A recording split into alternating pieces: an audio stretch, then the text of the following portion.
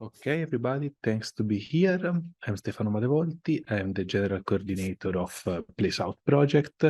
I'll tell you just a few introductory words about the webinar of today, just to remember that this webinar is part of a webinar cycle called Revitalizing Rural Spaces. Some of you were present also in the previous webinar, so you already know about it. This webinar cycle is part of Place Out project. Place Out project is an Erasmus Plus project co-funded by European Commission to increase dialogue between local institution and youth grassroots organization, namely in rural areas. Place Out want to reach this objective of increasing dialogue, especially by working on the issue of spaces revitalization, spaces regeneration in non-urban areas. This webinar cycle was thought to be both to have an introduction about the species regeneration, also from theoretical point of view, but it's taught also as a capacity building process for youth organization. And we defined some issue important in our opinion for youth grassroots organization to have the competencies to implement species regeneration activities. One of the issues is the communication and engagement capacity, so the capacity to implement communication and engagement activity in efficacious and impactful way. I want to thank Sarah Friedman, which is our speaker of today from the Impact Hub International Network. I can let the stage to Sarah. Thank you again. Hi, everybody. I can't see most of you, but nice to meet all of you and seeing your names. Yeah, I'll be talking to you today about the power of communication and how to support success of your social projects through communication. So I'm just gonna share my screen with you. Let's see.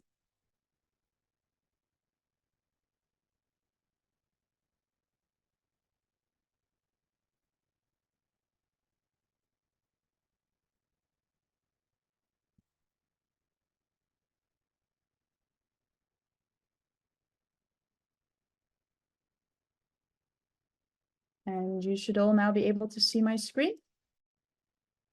Yes. Perfect.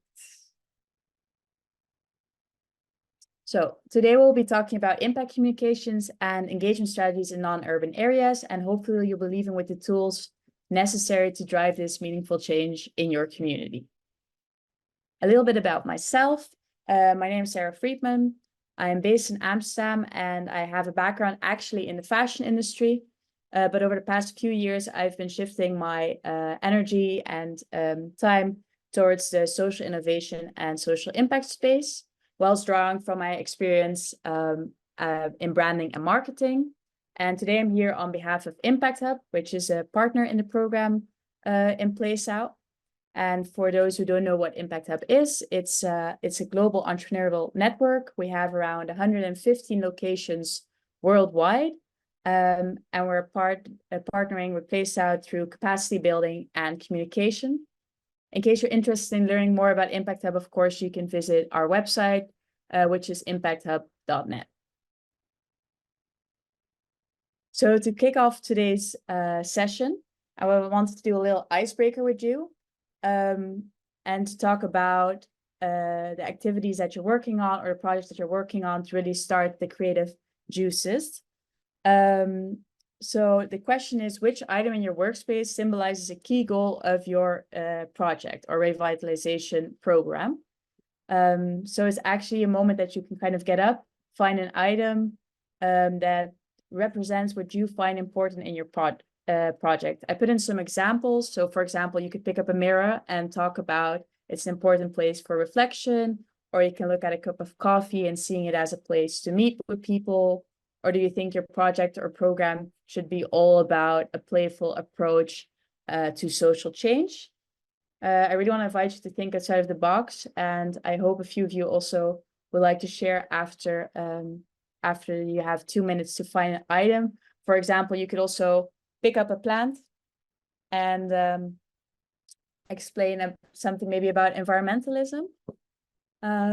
So please take this time, 2 minutes I'll give you to look for an item in your house. And if some people are also willing also to turn on their camera, that would be great to share the story afterwards. So I'll give you 2 minutes to find something. Can be something on your desk as well. You don't have to get up for it. Just be creative about it if you want. And there's no right or a wrong answer.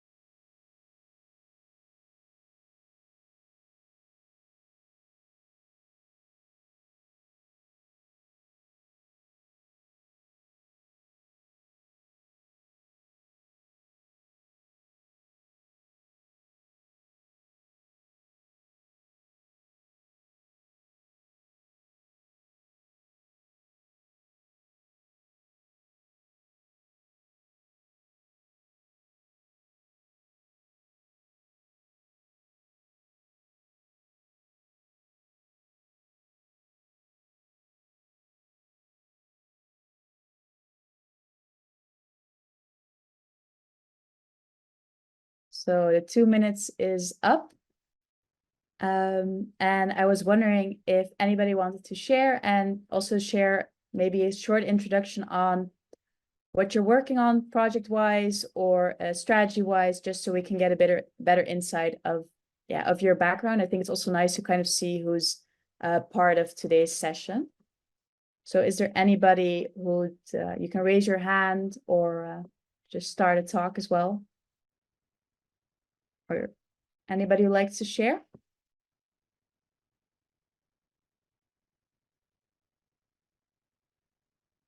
Yes, Martina, please.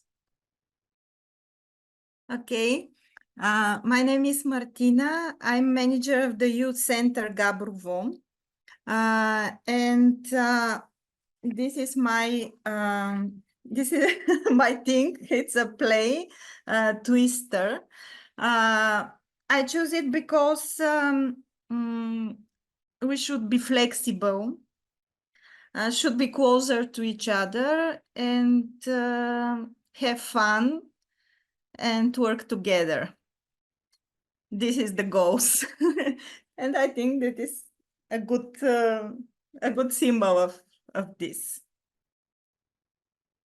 It's a very nice representation. Thanks for sharing. Thank you. Stefano? Yes, I'm not a participant, but I was looking around here and I just found this. I don't know why we have in the office. I'm actually in Florence at the moment. I don't even know the name in English, but I think it's a good representation of what a youth organization can do by revitalization process of their workspaces. So I wanted to share because I think it's a good example. Thanks for sharing. Donka, would you like to share? Okay, hello to everyone. I'm also working in the youth center in Gabrovo, Bulgaria. And my item, which I picked shortly time, is this, if you can see it. It's a little magnet with some young people, and the quote is that our mission is to invest in the potential of the young people. So I think that's the main goal in my work. Thank you. Very beautiful. Thanks for sharing. Marianne, would you want to share as well, since your camera's on? Hello, I choose this pillow. It's a donut pillow. Because it reminds me to put colors in everything that I do. So where are you from? Or which I'm organization? from Gabrovo, Bulgaria. I work in youth center as an educational mediator. Nice. It's a good representation and a fun one as well, a donut pillow. Well, I think thanks for sharing. Is there anybody else who would like to share? You can also send maybe a message in the chat if you like. But otherwise we'll move on with the rest of the session.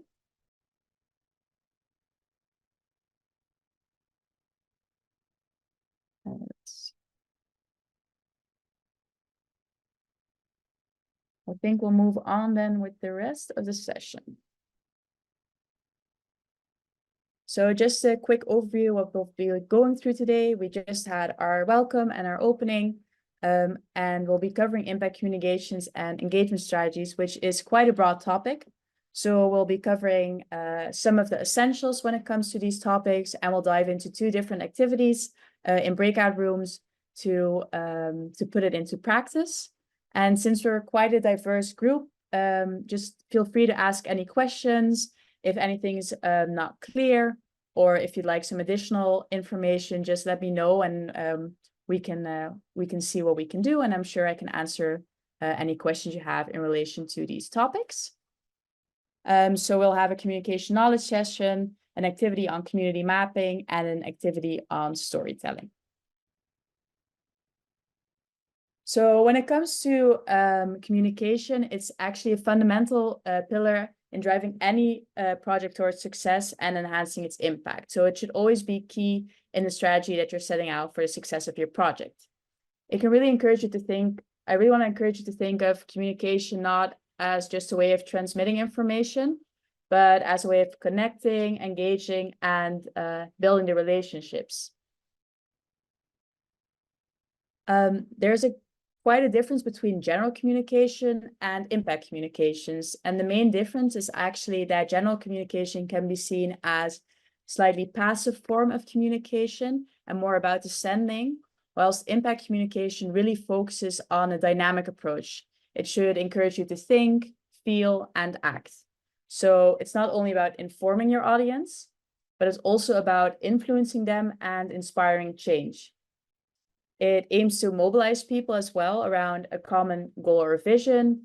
And its goal is to really have your audience become active participants instead of just being passive observers. Because awareness in itself doesn't lead to action. So just being informed should actually move from being involved when it comes to impact communications. And even in the context of capitalism, we can see it as a way of, previously the focus was on just selling a product, really the capitalistic perspective on it. And when it comes to impact communications, it's really about activating people, activating social brands and movements. It's no longer about just the bottom line, but it's really about purpose, people, and planet that drives your audience and can inspire them. So one of the agencies that's doing a really good job at applying impact communications in a holistic way is Earthrise Studio. I'm not sure if you've heard of it before, but it's a media company, but it's an impact-driven media company. So they're there for people and planet, and they really believe in the power of storytelling to make a change. Their approach is a mix of a really strong online presence. As you can see, social media, a website, they have a YouTube account. They do offline events as well. And they mix it with compelling visuals, targeted messaging, and relatable and urgent topics. And this is a unified message across all of their platforms. This really helps them to build this ecosystem of impact communications. So even if you look at a few of these examples of the social media posts, you can see that they're showing a bit of behind the scenes. They're showing an educational post about the Can Building Save Us from Deadly Heat Waves. So they're informing their audience as well. And then the last one is actually their April 1st post about a joke about Viagra. So they're actually combining a lot of different topics and making it fun and understandable for a large audience. So they don't just talk about the problem, but they also offer solutions, alternatives, and actions. And they're very strong at ethical storytelling and creating visually engaging content that really can inspire action. So I'm going to show you a quick video of Earthrise Studio, and maybe just keep in mind from what makes this video powerful and engaging. So a while ago, you asked us how fossil fuel companies made record-breaking profits off the energy crisis. Well, we went on a journey to figure out how. We talked to experts like Tessa Khan. Basically, the energy crisis that we're currently experiencing is driven by our dependency on fossil fuels, particularly gas. The fossil fuel industry made monster profits while millions of people all around the world were thrown into fuel poverty. Fears of going hungry. And it gets worse. Despite record profits last year, energy firms were handed $7 trillion worth of subsidies. That's $13 million a minute, almost twice as much as the world spends on education. So in the midst of a climate and energy crisis, how are they getting away with it? This is power.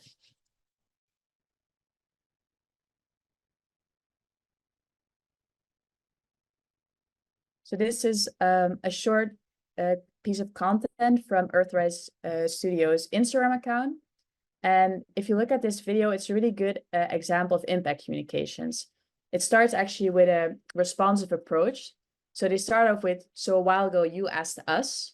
That means they're not just broadcasting information, but they're actually listening to their audience. They're making it into a conversation instead of a one-way street, which is a key takeaway for impact communications. It's important to listen and create dialogue with your audience. They also present a face between Earthrise Studio. So it humanizes actually the agency and it really builds connection. They include an expert as well.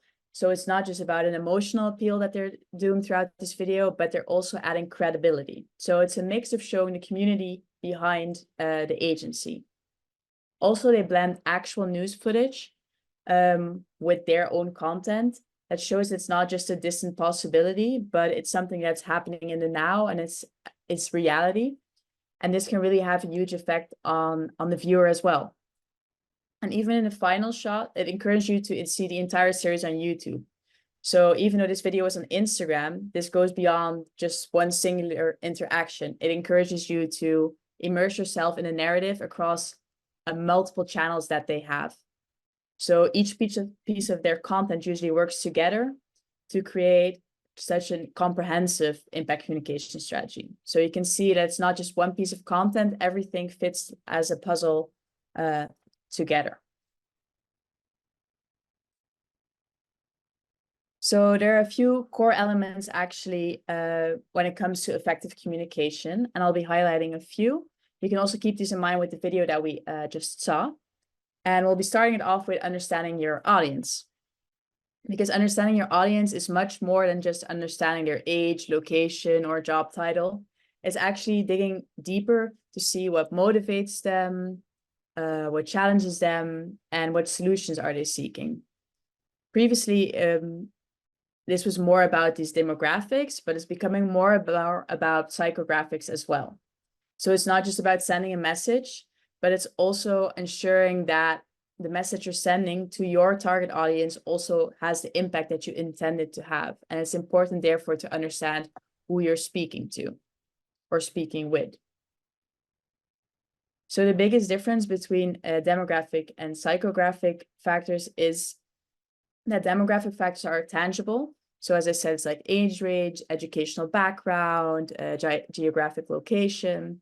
These are objective data points that you can easily find out, but psychographics are intangible. So they give more of a glimpse into the emotional and psychological attributes of your audience.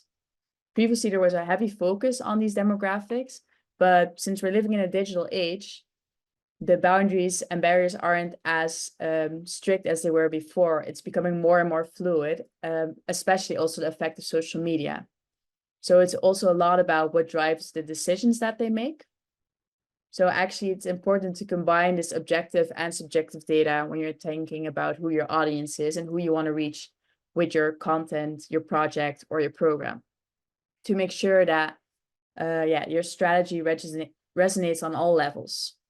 For example, one of the impact hubs in our network actually hosts monthly sessions with the entrepreneurs that are part of their specific location. And they raise the question with them, asking what are their challenges that month? What have their challenges been in the past year? So when they're creating content for the entrepreneurs, they know what's bothering them, what they're struggling with, and how they can support. So they're really having an active connection with their community. So they're also building their community at the same time while actively engaging them. In a recent report, since you're specifically focusing, of course, on the younger generation, which would be Gen Z, this report actually acknowledges the role of social media influencers in shaping trends and opinions, especially amongst younger generations. So as you can see, based on this quote, over half of this demographic looks at social media personalities, not just for entertainment anymore, but also to see what they value and how to engage with the world. And this brings challenges and opportunities. So when a challenge would be, for example, understanding the nuanced ways in which influence affect the way we understand our messaging. And it's also an opportunity because collaborating with certain trendsetters or people that are well known in your community can really help you to amplify your message in a way that traditional media with the younger generation often just can't really achieve.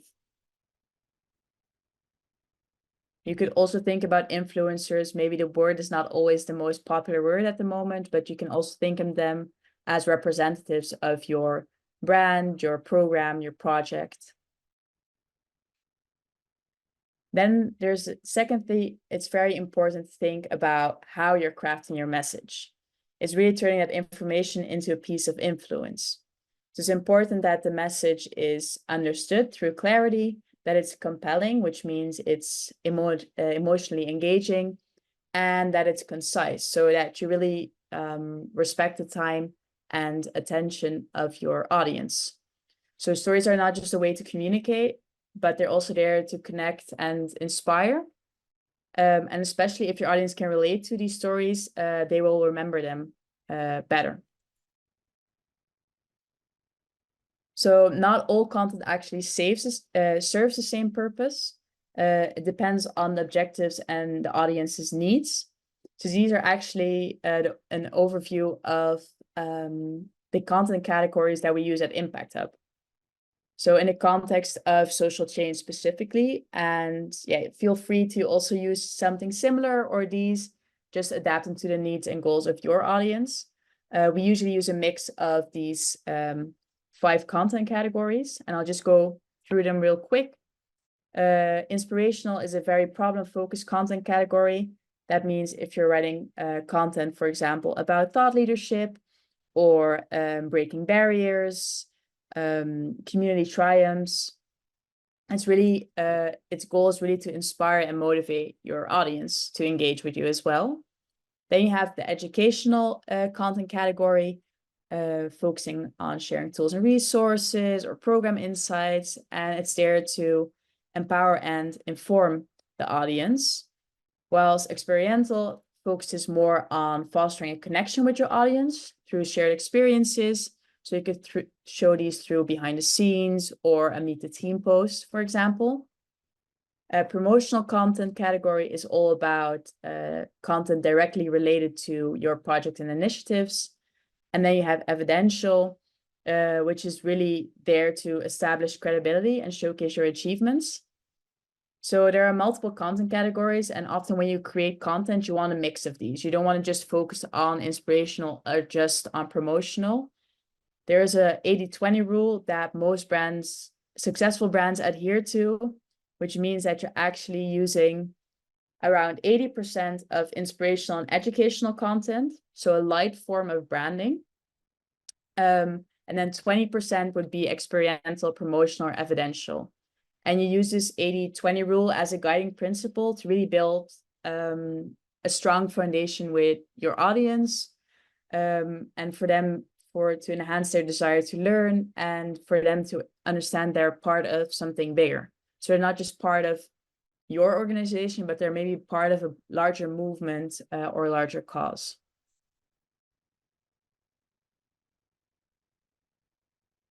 Then the next one is choosing the right channels, which of course is also key in effective communication. So it's important to place your message where it not just will be seen by your target audience, but also where they will act upon the message that you're sending. So it's often wise to look at a platform where your audience is already actively engaged, so you can spark the dialogue, prompt a response, or encourage action. And then, of course, also as we saw with Earthfly Studio, a multi-channel strategy is always a good idea. So you can create multiple touch points for your information, and you can maximize its reach and impact. And then there are 5 main types when it comes to these channels, with all their own distinct characteristics and benefits. So direct one would be personalized messaging or direct email or email campaigning. And this creates a direct and personal line of communication with your audience. Then you have digital, which reaches a less specific audience, but it's a very popular one, as we all know at the moment. And it really utilizes the power of digital analytics and algorithms. Then we have the traditional media, which clearly has stood the test of time when it comes to newspapers, television, radio, but it's only continued to be effective for a certain group. So for youth organizations or youth target audience, this might not be the most beneficial way of communicating with them. However, it does achieve widespread visibility. Then there's events and networking, which is really powerful for building relationships with your community. And we also have collaborative channels. So you can think about influencer collaborations or partner distribution networks.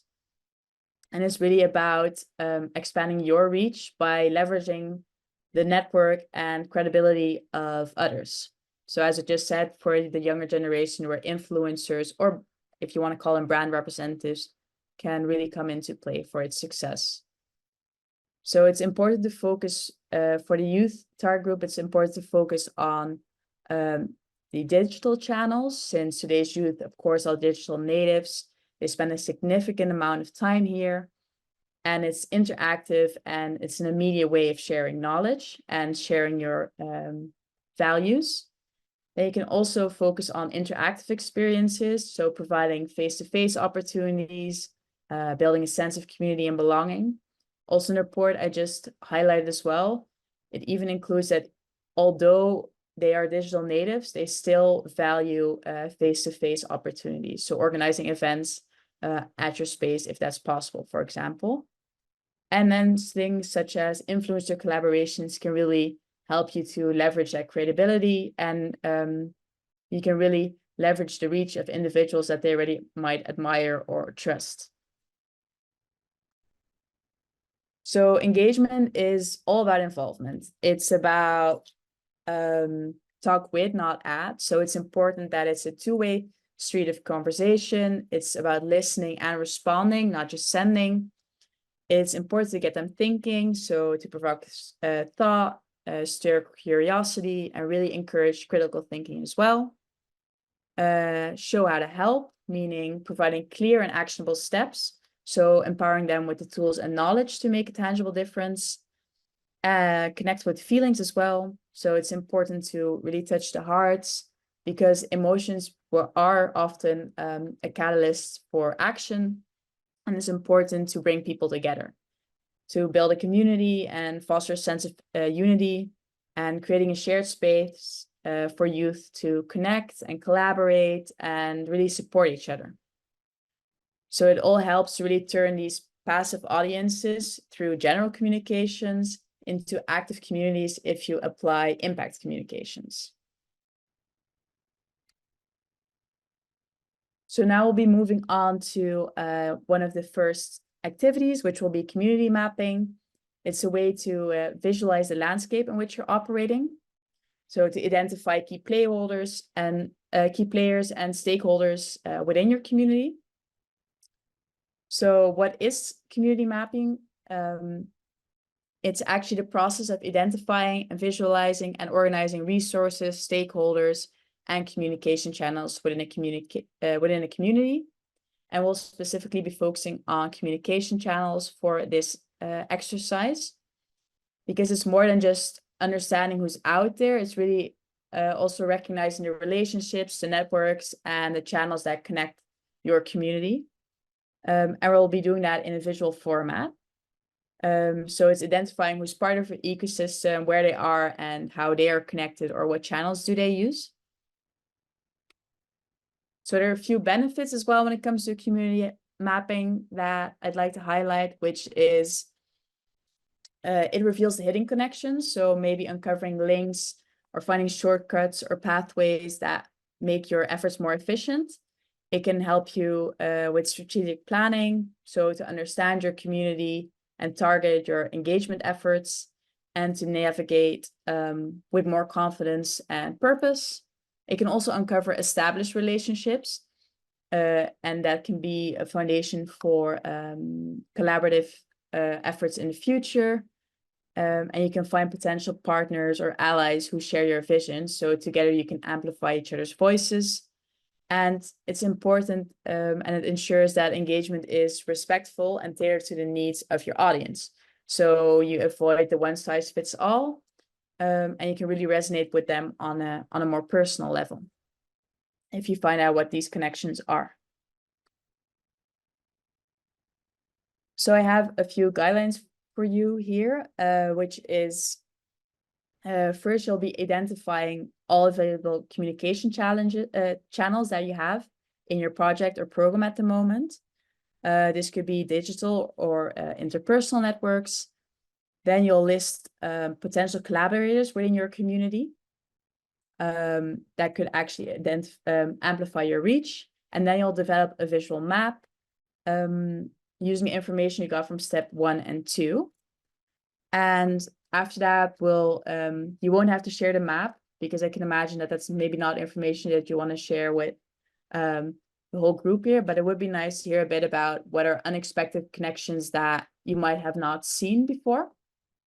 I made a little example. I'm just gonna click open that. I'll send the link as well.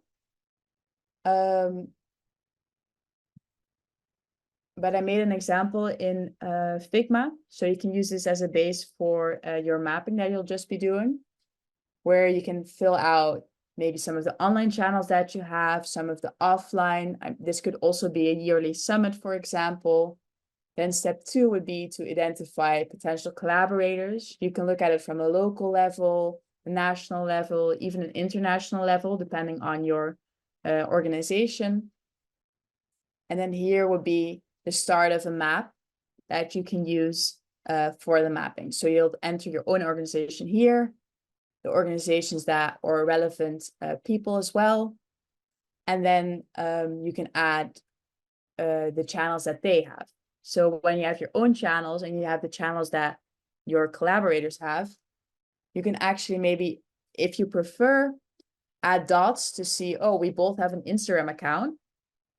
maybe that's a good opportunity that we can leverage each other's Instagram account. Of course, you don't have to have exactly the same channels, but this could be nice to kind of work out where you can support each other and amplify each other's message, so you know who to reach out to. I made this in Figma, so it should be quite easy for you to copy. Of course, feel free to use any other platform that you prefer to build mind maps in. This could also be Miro, for example, but PowerPoint works as well. In case you want to use Figma, you can log in with your Gmail account. And then once you log in with your Gmail account, you can actually make a copy up here. If you open the file, if you don't have access yet, you can make a copy and you can start to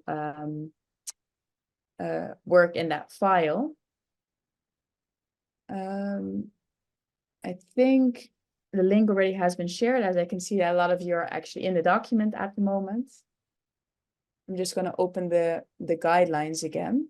And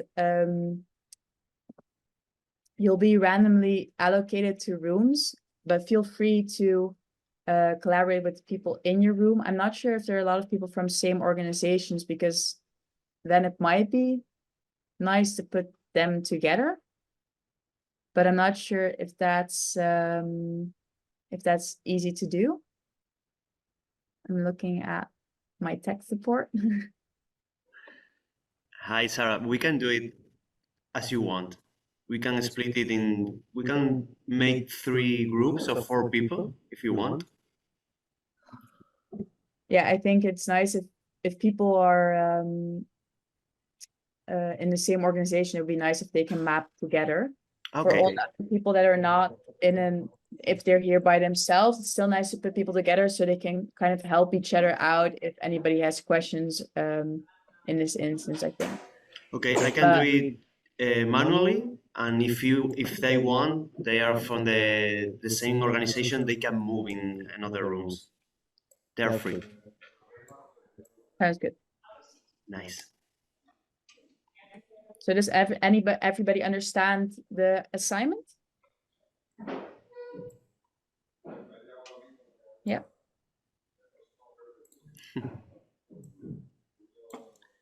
Okay, I'm doing it.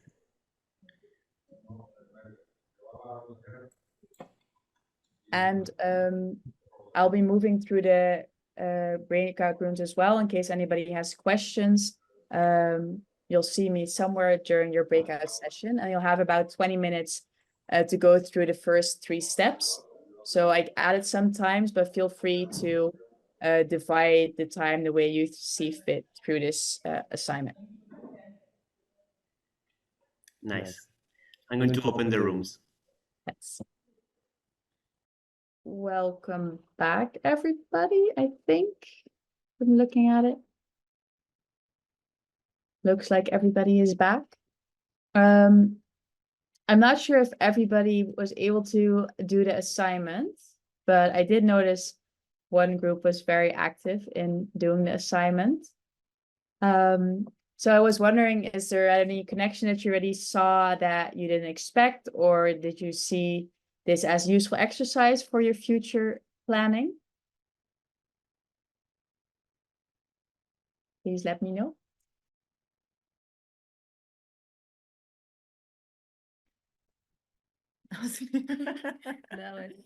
Okay, it was useful. Share screen? No, nu te-aș share on mine. May we share the screen? Yeah, I'll just stop mine. Da, așa. Let's see if we yeah.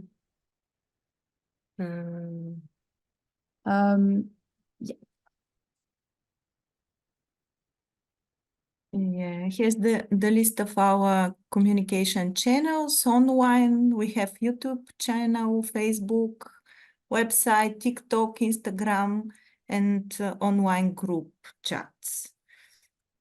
These are the main channels of the youth center.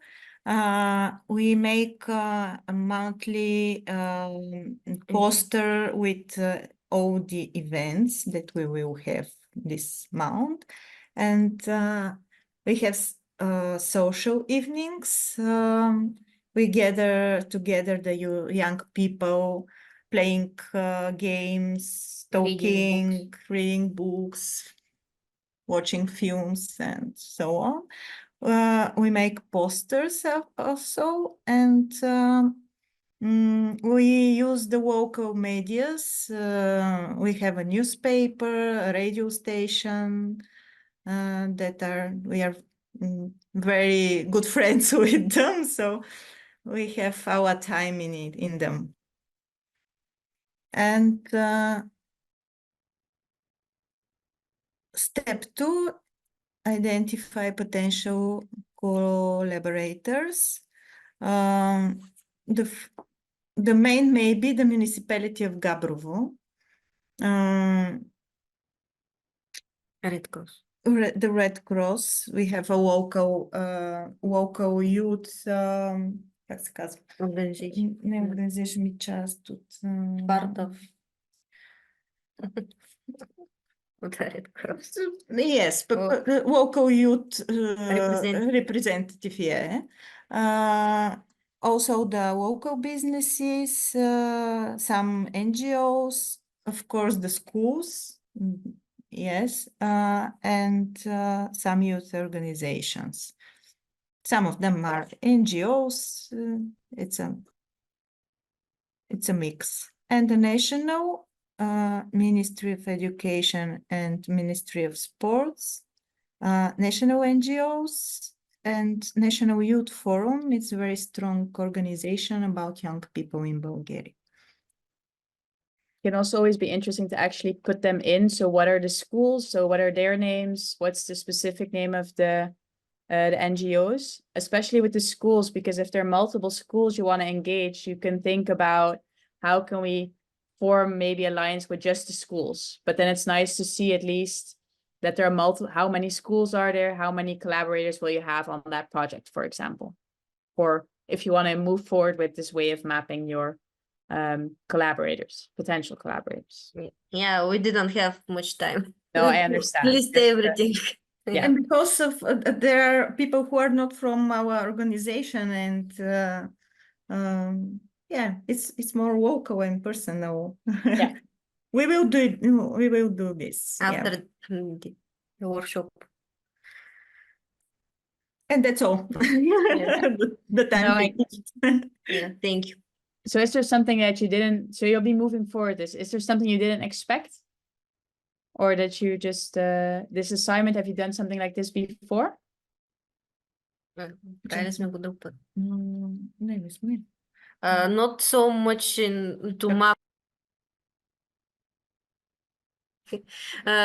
We didn't map like this. Пак Не сме го. We didn't do it like this to map everything. We do it part to part, not the whole picture. That could be nice for the future then. Marianne, did you want to say something still? I used to make something similar. It's like business plan. You include your partners, so it's almost the same. Yeah, stakeholder mapping. I think, yeah, nice. And I think the other breakout. Like a business model cover, yeah.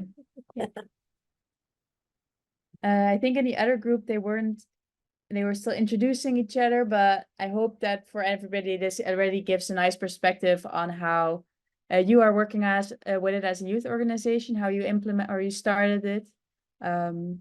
So yeah, I hope it gave some insights to the other people as well.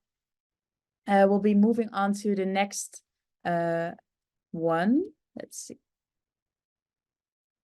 Just wanna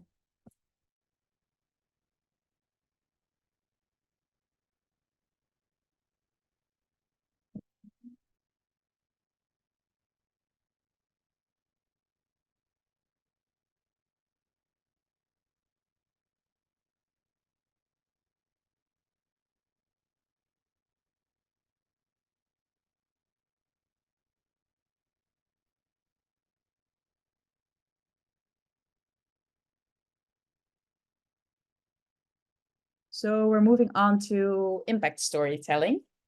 I'll give you a short introduction on what impact storytelling techniques are for really impactful communication. So it's really a powerful way to shift perspectives, inspire action, and create a lasting change. So it's not just about creating a simple beginning and a middle and an end. It's really about embedding your mission and vision into the stories to connect on a human level with your audience. It's about elevating your communication from just being informative to actually being transformative for your audience. So why does storytelling matter? It focuses on the why behind the storytelling. Why are you doing this? Because stories often reflect more than just past events. It's an opportunity for people to connect on a more deep level with your organization and to really connect to the human experience. So it turns statistics and data into stories and narratives that inform and impact and compel. So the numbers gain life and facts get more of a voice. Because people forget about data, but they do remember stories. So stories are powerful agents of change. They can inspire hope, drive action, and shape perceptions. So a well-told story can actually turn a moment of interest into a movement for a change. And that's why we're all here, I think, to really inspire that movement for change. It's also about creating a collective purpose and embodying our shared goals. So for instance, when we're talking about maintaining a sustainable environment and we're talking about staying under the 2 degrees of warming, that's actually a way of impactful storytelling because we created a common language around that goal that we have together, and we created a unified mission in that case. It's a worldwide way of why storytelling matters and showing how impactful it can be.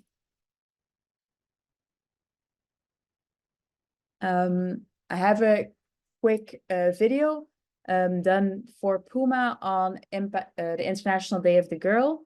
And also, I'd like you to pay attention to what we just spoke about to see what you see reflected in this short video and her inspirational story.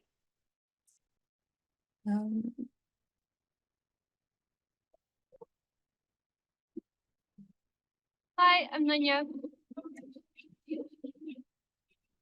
Playing sports as a kid was important to me because it gave me a chance to meet new people, to learn and experiment while figuring out what I wanted to do in life.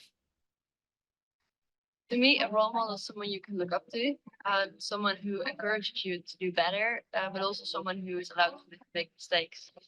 Someone who knows how to do and to see what's best for you without pushing you too far. We use skateboarding with women and queer volunteers to inspire and empower young girls and queer people to become a better version of themselves. I want to make sure that young girls have the tools, motivation, and inspiration to stay healthy and empowered, to set up their own programs and follow their dreams, so that in 10 years, they will be the ones taking over, becoming role models in their own community.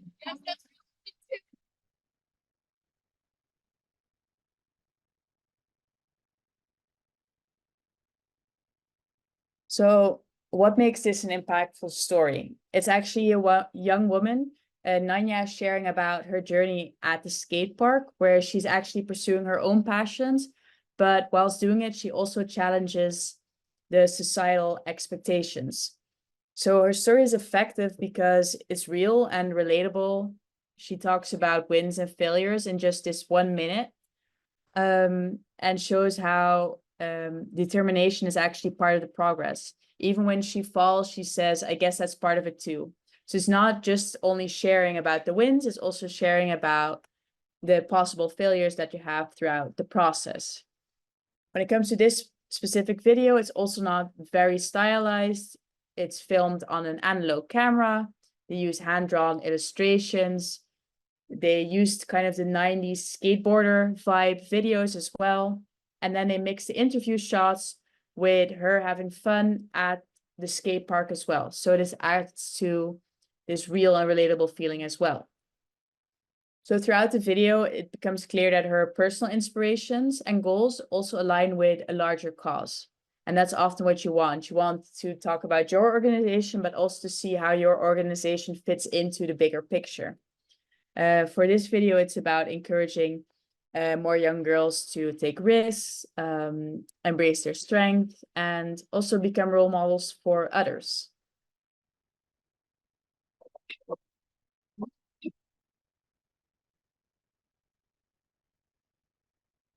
So as we go through these key elements of impactful storytelling, you can think about the video we just saw and see where these came into play in that video.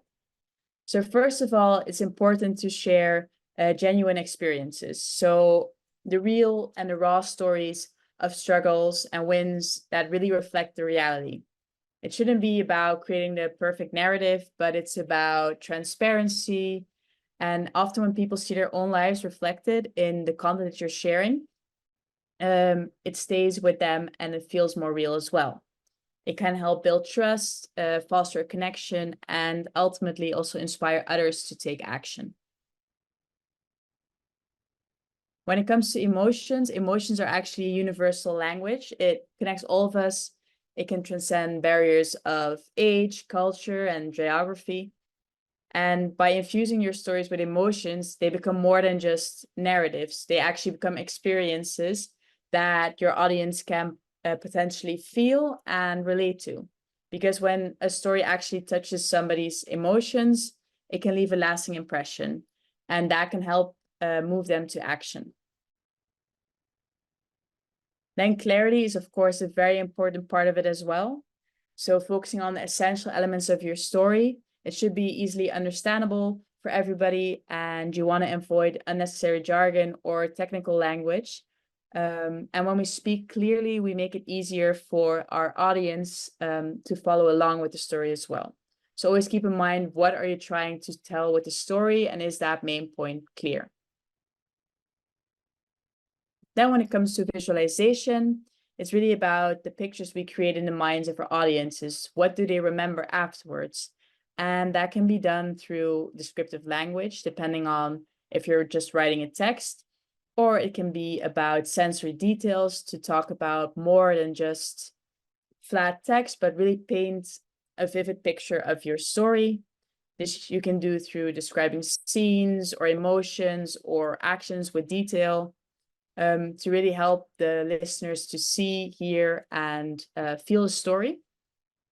And when people can visualize your story, they're also more likely to understand it, remember it, and be moved by it. Of course, the example was a video, but not all of your content is always going to be a video, of course. And then one of the key things, what makes impact communications different from general communications, is always including a certain call to action. It's a key moment at the end that inspires the action and answers the what now.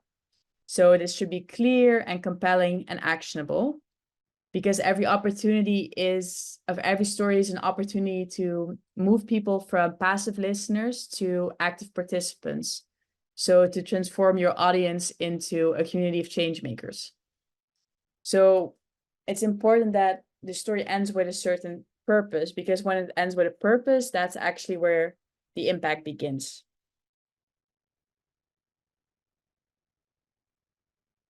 I have another example here from Greenpeace, from their Instagram account, that really shows impactful storytelling in action with a lower budget than the previous video most likely was shot with, just so you have a different perspective on how you can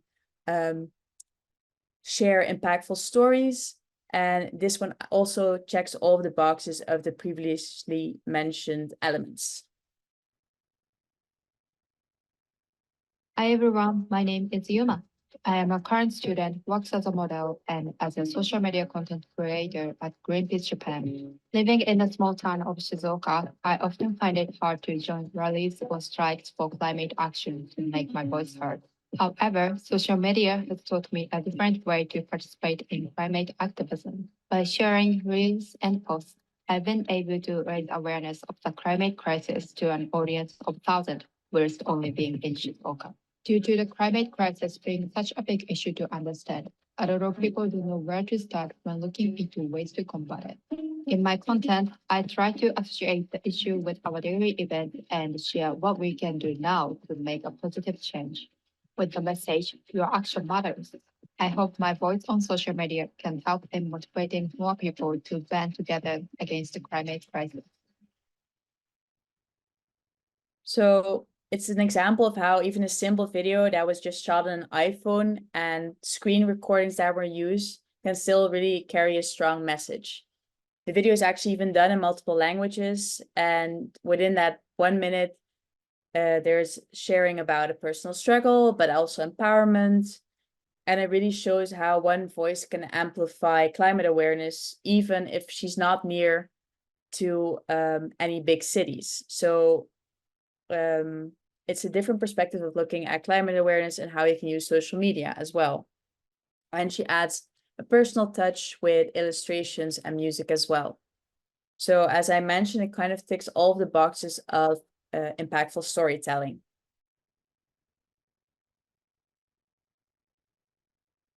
Hi everyone, my name is Yuma. I am a So the second activity is actually about impactful storytelling. This would be to share, we're going to go back into breakout rooms, and this can just also be randomly allocated. And you'll have about 10 minutes to share one story related to your project or program with your breakout group. So in groups, each person can actually share something about a win or a failure or a prize that they won. And then collectively you'll identify which story you think would work best if you would share this, for example, in a social media post. So you can consider authenticity and impact when deciding on a story. And then you can decide if within this time frame, if you want to just want to share it verbally, maybe have an image to add to it as well. Because when we'll come back to all of us, we'll have a moment to share this story, and then we can feedback each other to see some strengths and also opportunities for improvement.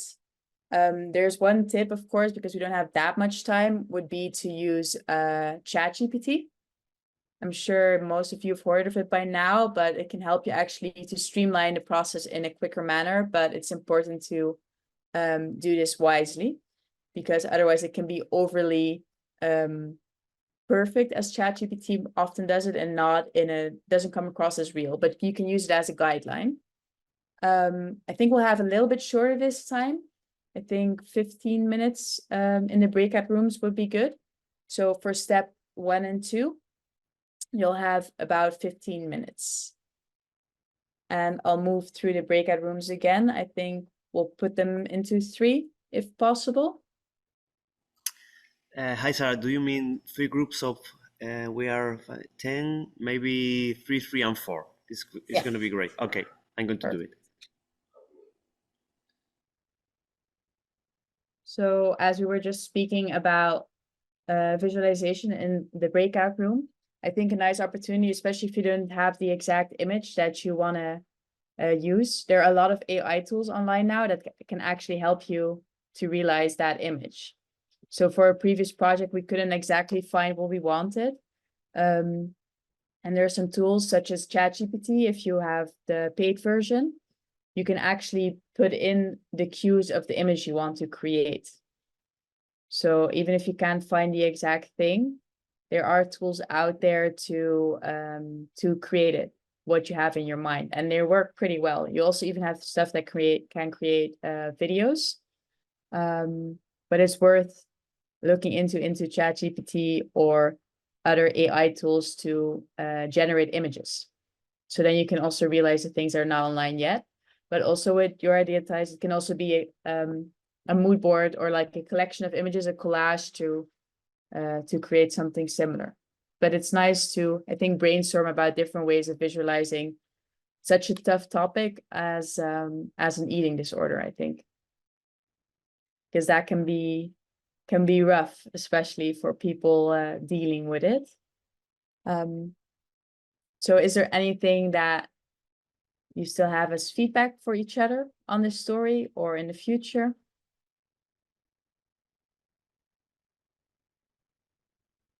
Oh. I think we'll then move on to the wrap up. Let's see.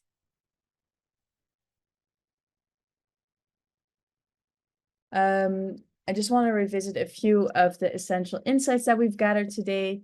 So understanding your audience, crafting a clear message, and choosing the right channel, they're all foundational to impact communications. Then the benefits of mapping your community include revealing hidden connections, leveraging collaborative efforts, and planning strategically for engagement that resonates with your community needs and respects your community as well. And then authenticity to make your narrative genuine, emotions to connect, move your audience, and visualization can really bring your story to life, and a call to action that mobilizes your audience towards a shared goal. So as we bring our session to a close, I'd like to hear if there's one thing that you've learned today that you would want to bring to your next project or your next meeting or your next conversation. Is there anybody who would like to share something they've learned? Would be great if I can get all of you to pitch in just one thing. It can be something small, it can be something big. You can raise your hand and then be great to hear. Martina? Okay, I will take this schedule about the connections between different people and stakeholders and media. So it's very easy to see the whole picture in this way, and to find new connections and people who may involved in your job. Thanks for sharing. Donka, would you like to share? Everything was so much information. Thank you for your effort and presentation. I think maybe the examples of your videos you gave, how was combined with so much motion, not some static video people talking about. It was interesting to me. Thank you. I'll make sure that you receive the presentation afterwards, so you can revisit all of the information that I gave you. And Marianne, anything specific? Only the last task was a little harder because when I was in the first group, I was the only one there. I mean, there was also another people, but they was inactive, so I move on, and this was only my problem. But anything you learned from today? Actually, no, just remind some things, but it's good to remind some things sometimes. Okay, good to hear. Is there anybody else that wants to share something that they learned or didn't expect? Not sure who's still here. Or else I'll move over to Stefano for the closing words. Okay, Sarah, thank you a lot for this interesting session. Thanks to everybody to attend to today. I just want to remember that the next webinar is going to be the next week at the same hour. It is going to be about collective co-working spaces in rural areas. So it's going to focus on a specific way to start and implement a process of revitalization of rural spaces about the rural co-working spaces. It will be held also, like today, not by Sarah, which I thank you again, but by Impact Hub. So thank you, Sarah, again. Thank you, Jose Luis, and thank you to everybody. See you the next week. Thanks, Goodbye. everybody.